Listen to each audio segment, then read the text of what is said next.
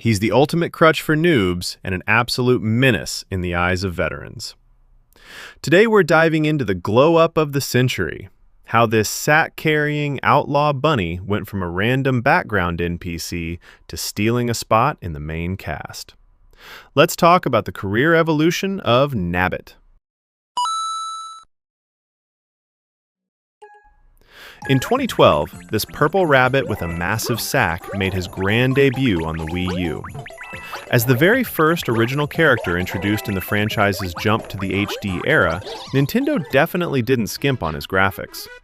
The fanged grin on his white bandana, combined with that incredibly shifty expression, was packed with HD detail. In this game, his whole gimmick was basically handing out timed free loot. You had exactly 100 seconds to catch this guy, who ran like his life depended on it. Bag him, and you scored a God-tier P acorn. But if you fumbled the bag 3 times in a row, he'd literally pull a disappearing act on you, making it pure RNG. Thanks to this chaotic game of cat and mouse, Nabbit blew up overnight, successfully snatching a VIP pass to upgrade from a random NPC to the main squad.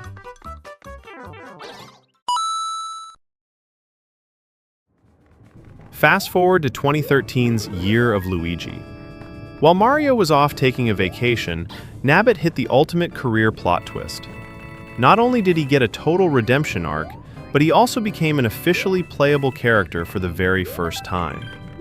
Rocking straight-up physical damage immunity, he completely earned his reputation in the community as the Invincible Bunny.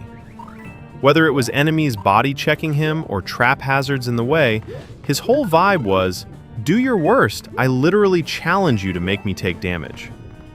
This official built-in cheat code was an absolute godsend for casual players. Now, to keep things balanced, Nintendo did nerf him by removing his ability to use power-ups. But our boy is nothing if not resourceful. Any items you hoarded during the level would instantly convert into juicy one-up mushrooms the moment you hit the flagpole.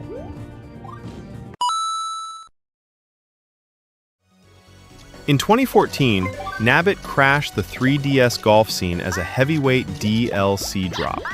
The wildest part? This dude plays one-handed, gripping his club while absolutely refusing to let go of his loot sack with the other, even mid-swing. Now that is what you call peak thief professionalism. Out on the green, he was a hardcore long drive specialist. His ridiculously low 1.75 shot trajectory set a new record for the lowest in the entire game, earning him the nickname of the Lawnmower among veteran players. This was especially busted on the Cheap Lagoon course, a map filled with coral, seaweed, and downright troll physics. Against that insane water resistance, Nabbit's floor-sweeping drive was the ultimate coin farming meta. The shot was so low, it practically shaved the scales off any cheap swimming by.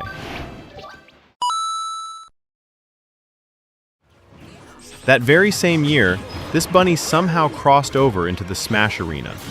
Serving as a neutral stage hazard, he was the absolute definition of a troll. Right when everyone was in the heat of a sweaty combo, he'd just dash out of nowhere, stuff a fighter into his sack, and try to literally kidnap them right off the blast zone.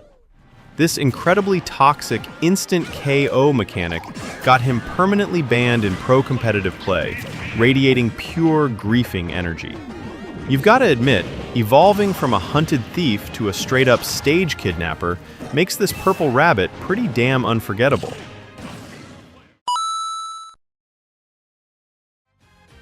By 2016, Nabbit finally broke out of the Mario bubble and crashed the Olympic Games. He was perfectly cast as a speed-type athlete, appearing as an exclusive guest character for the 100-meter dash.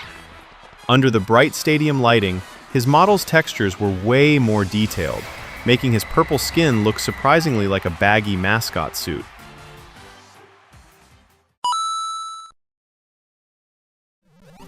Still in 2016, inside the Wild West of Mario Maker one-player custom levels, Nintendo actually stole his trademark invincibility.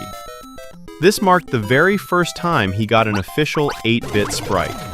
The retro vibe was spot on, but the community definitely clowned on it as his biggest downgrade. In this game, he was reduced to a 1 HP glass cannon who died in a single hit. Visually, Nintendo fully fleshed out his custom pixel animations, but the absolute best part was the flagpole Easter egg. When sliding down, he'd specifically dig into his giant sack and whip out a little item. Even without his God Mode plot armor, this retro crossover was a massive hit with the fans. Hitting the Switch in 2019, Nabbit reached the absolute peak of his career. He finally ended a 3-year hiatus, kicked over the bench, and forced his way right into the official main cast. To the player base, he was the literal definition of an official dev cheat. Whether the stage was covered in a floor of spikes or a bullet hell of bonsai bills, he just ignored hitboxes entirely. His whole attitude was, "I'm just passing through, don't mind me." Sure, he'd still lose a life if he fell down a pit, but this unbothered swagger instantly crowned him the savior of noobs. For the sake of balance, Nintendo slapped a silence debuff on him. He couldn't use fire flowers or power-ups, and any item he touched was force-converted into a one-up mushroom. This whole trading abilities for iframes meta basically became his permanent loadout going forward.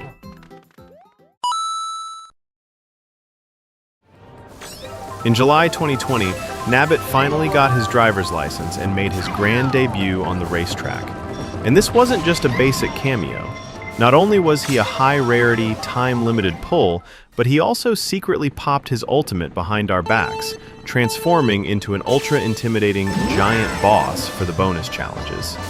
We used to chase this guy around the map, and now, he was sitting comfortably as the final raid boss of the exploration tour. Thanks to the crisp HD portrait rendering, he was fully decked out with a complete set of reaction faces for drifting, boosting, and even wiping out. The best part was Nintendo blessing him with the Lucky 7 item. Pop that, and you get an instant 7-item shield, making him the absolute top-tier meta pick for players grinding ranked. Naturally, he didn't forget his day job while behind the wheel. He had an exclusive Easter egg animation where he'd rummage through his sack mid-race. The thief persona stayed flawlessly intact.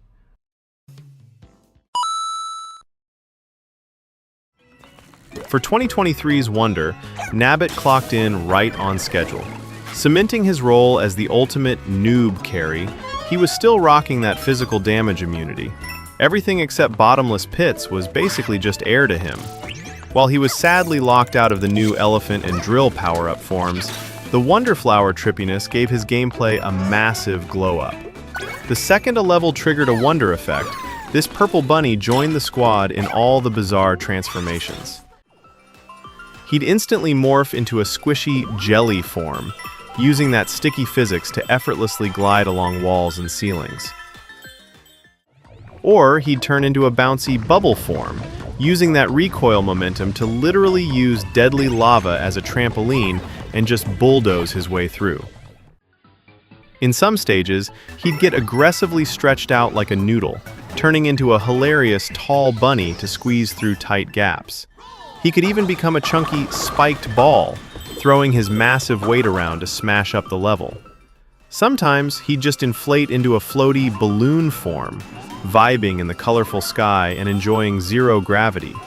Whether it was gravity flips or wacky resizing, he was deeply involved in all these mind-bending wonder moments, making him the most hardcore witness to the game's chaos.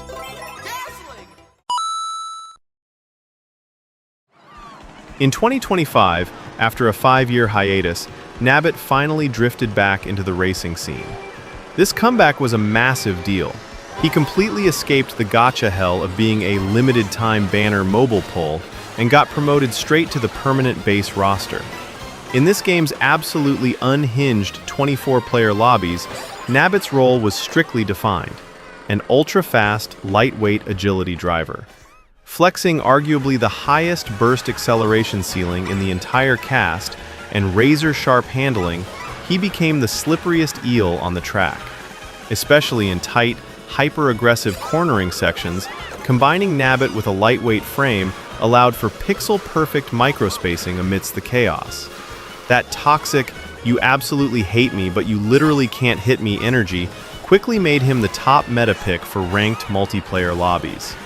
In 2025, the Master Thief, who hovered on the edges of the track for over a decade, finally proved that even without aimbot-level cheats, he's still the undisputed king of speed. In 2026, Nabbit finally locked in his career debut in the tennis franchise, appearing as a hidden gem unlocked only by beating the Flower Cup Doubles Challenge.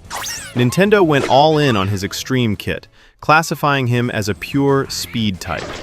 While his shot power took a 10% nerf, his ridiculous 25% base movement speed buff makes him an absolute nightmare on the court. The ultimate tilt-inducing mechanic that really makes opponents rage quit is his signature move, Thief Dash, a massive nod to his burglar roots. This tech lets him pop a forced speed boost to auto-intercept basically any dead ball. As long as the ball hasn't touched the grass, he can practically teleport over to it, firmly cementing his status in the community as the speedster of the court. From the petty, small-time crook who used to aggressively race players to completely dominating the racetrack and the tennis court as a main roster heavyweight, Nabbit's decade-long thief career proves one thing. If you run fast enough, you can literally outrun Nintendo's balance patches. So, here's the real question. If you could use a 5-finger discount to cop absolutely any item from a game, what are you stealing? Drop it in the comments below, and I'll catch you guys in the next one.